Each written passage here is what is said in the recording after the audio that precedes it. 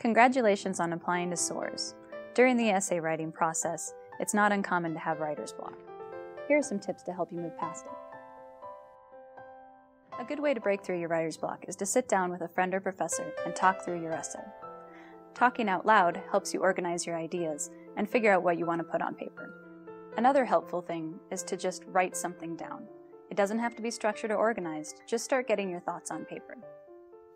Research the internship you're applying to, and make sure that research is reflected in your essay. Reviewers can tell if you're using a generic essay to apply to several different positions. You're an aspiring scientist, so write like a scientist. When you make a statement, back it up with evidence. For example, I enjoy helping others, so I volunteer as a tutor every Wednesday. Be sure to give yourself time to not only write the essays, but ask a friend or professor to look through your essay and incorporate their feedback.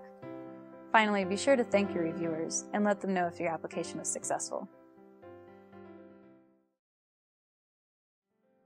Give yourself enough time to write a first draft and bring it to your advisors or your writing center at your local university and write multiple drafts. A good essay really doesn't come from just writing it once. One of the most important things about essay writing is be yourself. Don't try to be something you're not. You don't want to just send in an essay that you wrote the night before. Part of the Soars mission is to broaden the participation in science from all communities. You should research the program. Describe your background, describe your research interests, describe where you come from and all your internships, volunteerships, extracurricular activities even. Also focus on your strengths and your weaknesses. It's okay to say that you don't have a solid idea of what particular field of science you want to go into, but you feel that this type of research program can really help you find that path. For a successful application, you'll need 2 letters of recommendation.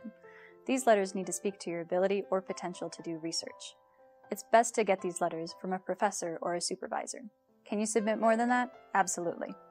We don't want to receive 10 letters, but if you have 3 or 4 professors who can speak to your ability to do research, by all means ask them. So the dilemma I came across was I didn't know any professors, so I had no other choice but to get to know the professors. How can you get to know a professor if you don't? You can go to their office hours. You can include your resume with your request for recommendation. Mainly, just sit down and get to know a professor. This is your opportunity to do that.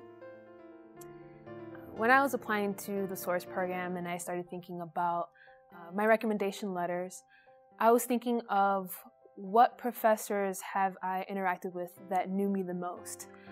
Not only academically, but they also knew me personally outside of class. And that's really what I tried to think about. What professor, what advisor have I had in my undergraduate education that knew me well academically and personally? When it comes to asking your professors or your advisors about writing a recommendation letter for you, make sure you give them enough time to really research into the program and think about all the qualifications that are involved. And you can actually help them do that. Give them information up ahead, give them a quick essay on what the program is about, what the purpose of the program is, what it has, or what are the benefits of the program for the student. What are the deadlines? What do they need to put in the recommendation letters? What kinds of things they should talk about concerning you as a student? Follow up with your professor as the due date gets closer. And also remember to thank your recommenders. One of the biggest complaints we receive from professors is about students who ask for their letters at the last minute. Don't be that student. Ask for your letters early, and be sure to follow up as the deadline approaches to make sure your professor has everything that he or she needs to write an effective letter.